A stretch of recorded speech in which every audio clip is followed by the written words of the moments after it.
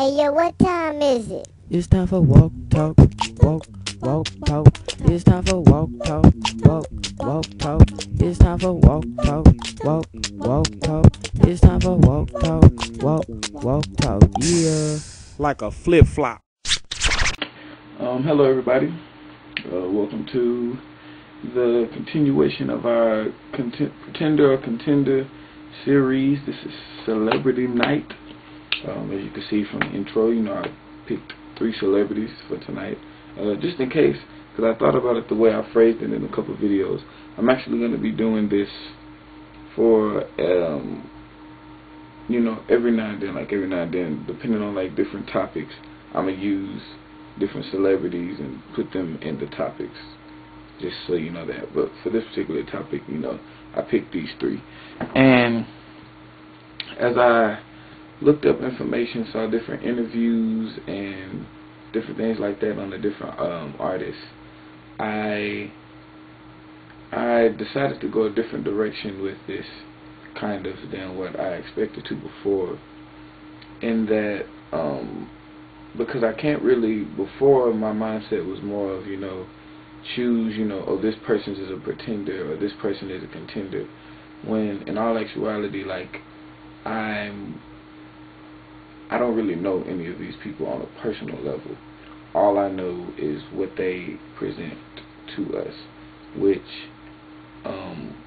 even in itself should still be in all actuality representing their faith.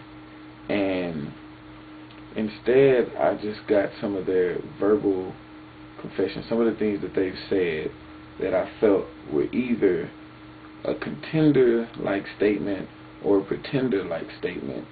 And also just want to bring in kind of something that piggybacks off of Jude, hit James, and where it talks about works and faith. So that's a little bit of what we're going to be doing.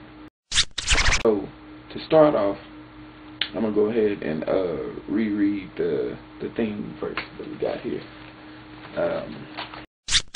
It says, "Beloved, though I was very eager to write to you about our common salvation, I found it necessary to write, appealing to you to contend for the faith that was once for all delivered to the saints.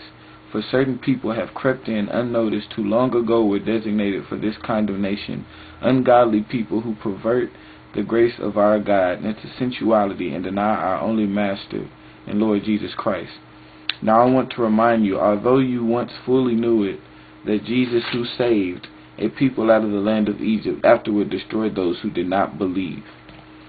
And I kind of continued on reading that, and it said, he destroyed those who did not believe. You got to go back to what is belief, and our belief and faith, the same thing. And that's what led me to go to James. It says, "When God, what good is it, my brother, if someone says he has faith but does not have works? Can that faith save him? If a brother or sister is poorly clothed and lacking in daily food, and one of you says to them, 'Go in peace, be warmed and filled,' without giving them the things they needed for the body, what good is that? So also faith by itself, if it does not have works, is dead. But someone will say, 'You have faith and I have works. Show me your faith apart from your works, and I will show you my faith by my works.' You believe that God is one. That God is one. You do believe. You believe that God is one. You do well. Even the demons believe and shudder. Do you want to be shown, foolish person, that faith apart from works is useless?" Alright, basically what he's saying in there. Let's skip down to verse 18. It says, "But someone will say, 'You have faith and I have works.' And he says, 'Show me your faith apart from your works, and I will show you my faith by my works.'" And it's interesting because somebody can claim to have faith, and the other person claims, well, I have the works to back it up. And just what he said, like, he's like, all right, well, you show me your faith without works. Meaning, show me something without showing me. That's pretty much what he's saying. And that's impossible. That's like me saying, show me that you're good at basketball, but don't play basketball. Just prove to me you're good without ever playing. Can't do that. There's no evidence that you could play. No one has seen it. No one's witnessed it. There's no way to say that you're a good basketball player if no one has ever seen you play. The same thing here.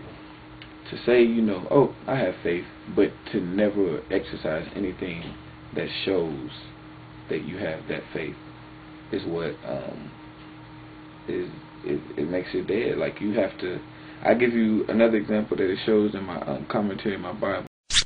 The affirmation of monotheism, God is one, stems from the core Jewish creed called the Shema. But James stresses it adequately, since even the demons believe this, and they shudder. Mere mental assent to the Christian faith does not save anyone. The faith that saves, as both Paul and James affirm, embraces the truth of the gospel and acts accordingly. Meaning, you don't just say, that you believe in, in God, and you believe in Christ, and that saves you. It's what comes behind it. Jesus gave commands. It's not just a mere confession, because anybody could say that, you know what I'm saying? That's just like if you put a gun to somebody's head and say, is your favorite color blue? If not, I'm gonna shoot you. Yeah, anybody would, yeah, my favorite color blue, just to be saved. And that's what a lot of people do. They might know that the Christian way is the right thing, and so they claim it in order to escape hell, you know what I'm saying? But if they don't reflect that in their actions, if they don't have that relationship with God, if they don't have that, the passion to do what He says, then it's not really faith.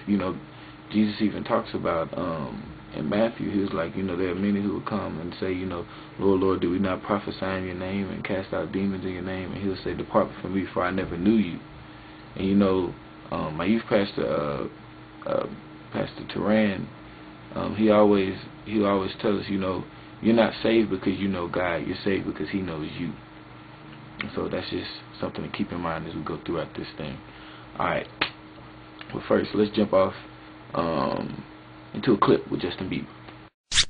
Like, I'm a Christian, I believe in God. I believe that, Jesus died on the cross for my sins. I believe that, that, I have a relationship with Him. I'm able to talk to Him, and really, He's the reason I'm here, so I definitely have to, remember that. And, as soon as I start forgetting, I gotta, click back and be like, this is why I'm here.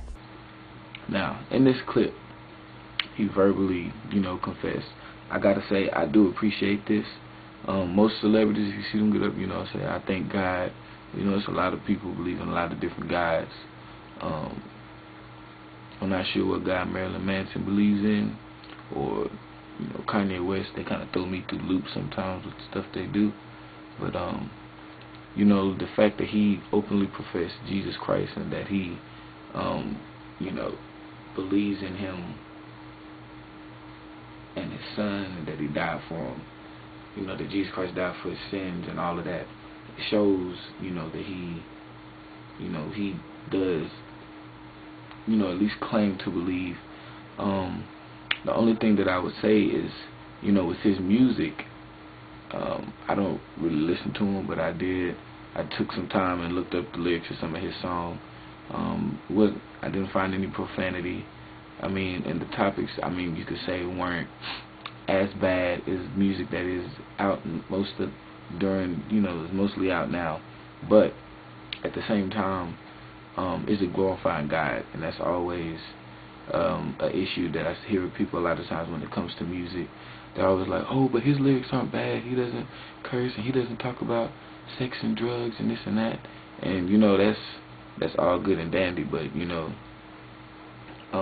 you're not glorifying God, then it's glorifying something else, whether it be yourself or things or money, and that's where the issue could come in.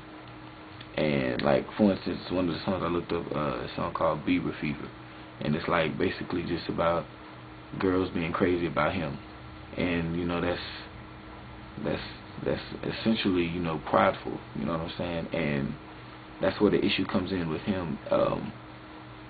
I would just encourage him, if you ever get a chance to watch this, I would encourage you, you are a talented artist, you can sing, play instruments, whatever.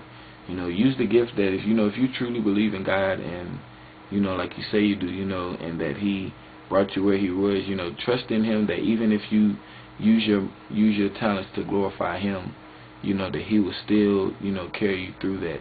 You might not be, on the front of every magazine and on everybody's, TV and all of that stuff, but, stand up for what you believe. We need a lot more people to be like that, especially people, I feel like, we have our Christian artists, but somebody who's in the secular world who will step out and say, you know what, I think I'm going to use my talents to glorify the God that I claim. And because I really want to see the day when, like, a turnout of, how God uses that and how many people, look at you and be like, well, dang, he can stand up for what he believes. That to me, that would lead a lot more people to follow in your footsteps in doing that.